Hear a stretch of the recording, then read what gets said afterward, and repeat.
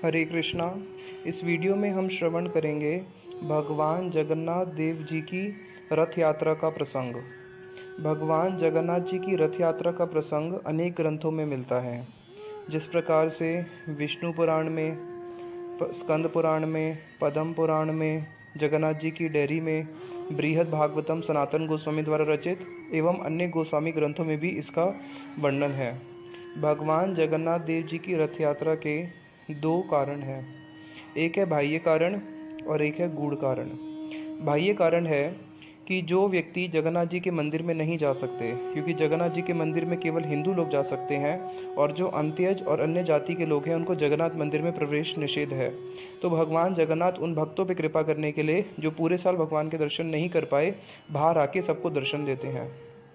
दूसरा कारण जो गूढ़ कारण है, जिसको श्रीमद् चैतन्य महाप्रभु ने प्रकाशित किया है, उसको हम श्रवण करेंगे। भगवान श्री कृष्ण ने वृंदावन में 11 साल तक ब्रजवासियों के साथ बड़ी ही मधुर मधुर लीलाएं करी हैं। उसके बाद अक्रूर जी आए और भगवान श्री कृष्ण को वहाँ से मथुरा लेके चले गए और मथुरा से भगवान श्री कृष्ण द्वारका में जाके अब राजा बन चुके हैं और ब्रजवासी कृष्ण के विरह में बड़े ही तापित हैं कि हमें कृष्ण छोड़ के चले गए, दिन रात कृष्ण का चिंतन करते हैं। अब जब ब्रजवासियों को ये बात पता चली कि आज कृष्ण कुरुक्षेत्र में आ रहे हैं सूर्य ग्रहण के उपलक्ष्य में, तो सब ब्रजवासियों ने निर्णय किया कि हम भी अपने लाला के दर्शन करेंगे कुरुक्षेत्र में जाके। बरसों हो गए कृष्ण से मिले हुए। तो सब ब्रजवासी कुरुक्षेत्र पहुँचे। वहाँ पे कृष्ण नंद बाबा से मिले और गले लग लग के रोने लगे। नंद बाबा भी हा लाला करके उनको गले लगा के रो रहे हैं। कृष्ण यशोदा मैया की गोदी में बैठ गए, हा मैया करके रो रहे हैं और माता जी के हृदय में प्रेम उभर आया और उनके स्तनों से दूध झरने लगा, आंसू की धारा बहने लगी और अपने लाला को बार बार अपनी छाती से लगा रही हैं। अब यशोदा मैया इस बात को जानती हैं कि गोपियां जो हैं कृष्ण के विरह में बड़ी ही तापित हैं और गोपियों को अगर कृष्ण के दर्शन नहीं हुए तो गोपियां अपने प्राणों को त्याग देंगी। इसलिए यशोदा मैया छल करके वहां से नंद बाबा को लेकर चली गई वसुदेव और देवकी से मिलने के लिए। अब गोपियों और कृष्ण का मिलन हुआ है अनेक वर्षों के बाद। इतने वर्षों के बाद जब कृष्ण गोपियों को मिले तो वहाँ पे उनको ज्ञान का उपदेश दे रहे हैं कि हे मेरी प्रिय गोपियों, देखो मैं विष्णु हूँ, मैं ही इस जगत का कारण हूँ, मैं ही इस जगत के अंदर हूँ, मैं ही इस जगत के भीतर हूँ। ये सारा जगत मुझसे ही व्याप्त है, कण कण में मैं विराजमान हूँ। इसलिए गोपियों, तुम्हारा मेरा विरह किस प्रकार से, अगर तुम अपने मन में मेरा चिंतन करोगी तो वहाँ पे मुझे ही पाओगी। अब इस वचन को सुन के गोपियों का विरह और बढ़ गया और कृष्ण के प्रति और क्रोधित हो गई। कृष्ण को बोल रही हैं, हाँ कृष्ण, हम अच्छी तरह जानते हैं कि आप कैसे भगवान हैं। बचपन में सबके घर में जाके माखन चोरी करते थे। माखन चोरी करते करते जब आपका जी नहीं भरा तब आपने हम गोपियों के वस्त्रों को चोरी करना शुरू किया। इसलिए हम जानती हैं आप कैसे भगवान हैं। राधा जी का मान जब भंग नहीं होता तो अपने मोर मुकुट, अपनी बंसरी और अपने मस्तक को उनके चरणों में न्यौछावर कर देते हो। इसलिए आप हमें यहाँ पे ज्ञान का उपदेश मत दो। हम आपसे यहाँ पे ज्ञान का उपदेश लेने नहीं आई हैं। हम यहाँ से आपको अपने साथ वृंदावन लेके जाने के लिए आई हैं। क्यों? क्योंकि यद्यपि आप वही कृष्ण हैं, हम वही राधा हैं, लेकिन आज हम गोपियों को आपसे यहाँ पे मिलने में आनंद नहीं आ रहा, क्योंकि यहाँ पे वृंदावन नहीं है, यहाँ पे गोवर्धन नहीं है, यहाँ पे यमुना का पुलिन नहीं है। इसलिए हे श्याम सुंदर, आज हमारे को वो आनंद नहीं प्रकट हो रहा। इसका मतलब मिलन में 3 वस्तु है, वृंदावन, कृष्ण और गोपियाँ। अगर वृंदावन नहीं है तो गोपियों को कृष्ण में आनंद नहीं आता। क्यों? क्योंकि कृष्ण अभी यहाँ पे श्याम सुंदर रूप में नहीं है। कृष्ण यहाँ पे द्वारकाधीश के रूप में है, जिसमें उनकी 16,108 पटरानियाँ हैं, उनके पुत्र हैं, उनके मंत्री हैं, उनका ऐश्वर्य है। अब यहाँ पे कृष्ण ग्वालों वाली लीलाएं नहीं करेंगे। इसलिए गोपियाँ कह रही हैं, हम आपको गोप रूप में देखना चाहती हैं, आप हमारे साथ हमारे मन रूपी रथ पे बैठ के वृंदावन चलो, वहीं पे आपका और हमारा मिलन होगा। तो यहाँ पे गोपियों ने कृष्ण से अनेक प्रकार की प्रार्थनाएं करी हैं, जिस प्रार्थनाओं के माध्यम से वो कृष्ण को खींच के लेके जाती हैं। तो वो प्रार्थनाएं क्या हैं? अनिर हृदय मन मोर मन वृंदावन मने वन एक करी जानी, तहाँ तुम्हार पद द्वय कराहा यदि उदय तबे तुम्हार पूर्ण कृपा मानी। कि बाकियों का मन मन है, लेकिन श्याम सुंदर हमारा मन मन नहीं, हमारा मन तो वृंदावन है। अगर आप अपने चरण कमलों को हमारे मन रूपी वृंदावन में पधारेंगे तभी हम मानेंगे कि आपने हम पे पूर्ण कृपा करी है, वरना आपकी पूर्ण कृपा हम नहीं मानेंगे। इसलिए आप क्या करो, हमारे साथ वृंदावन चलो और आपके वियोग में वृंदावन कैसा हो गया है।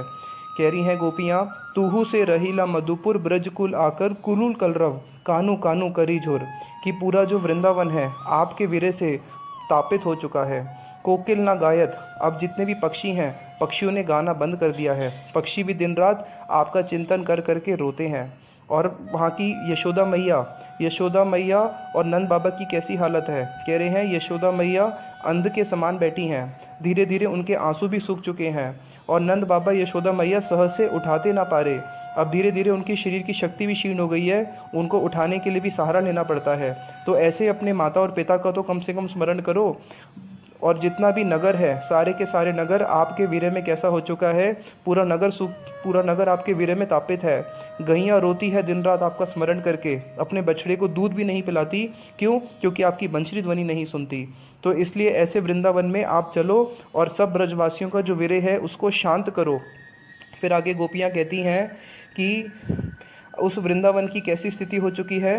कपोती ना गायत, कोकिल ना करहई गान, जो कोयल है, कोयल ने गान करना बंद कर दिया है। मयूर ने नृत्य करना बंद कर दिया है। क्यों? आपके विरह के अंदर। और राधा जी कैसी हो चुकी हैं। कहते हैं विरहणी राई विरह ज्वरे जर जर, राधा जी उस विरह के ज्वर के अंदर जर हो रही हैं।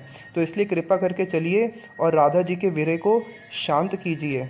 आगे गोपियाँ कहती हैं, नाही गोपी योगेश्वर पद कमल तुम्हार ध्यान करी पाई बे संतोष, तोमार वाक्य परिपाटी तार मध्य कुटी नाटी सुनी गोपीर आरो बड़े रोष। कह रही हैं कि गोपियाँ योगेश्वर नहीं है कि आपके चरण कमलों को ध्यान करके जो उनको शांति मिल जाएंगी, और आपके वाक्यों को सुन के तो उनका हमारा गुस्सा और बढ़ रहा है। क्यों? आप हमें ध्यान का उपदेश दे रहे हो। चित्त काटी तोमा हईते विषय चाही लगाईते यत्न करी नाही काटी बारे। हे जगन्नाथ, हम आपको भूलना चाहती हैं। हे कृष्ण, हम आपको भूलना चाहती हैं, लेकिन अनेक प्रयास करके भी हम आपको भूल नहीं पाती।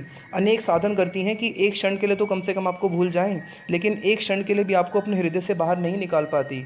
तो ऐसी गोपियाँ जो आपको भूलना चाहती हैं और भूल नहीं पाती, उन गोपियों को तुम क्या बोलते हो कि मेरा ध्यान करो अपने चित्त में।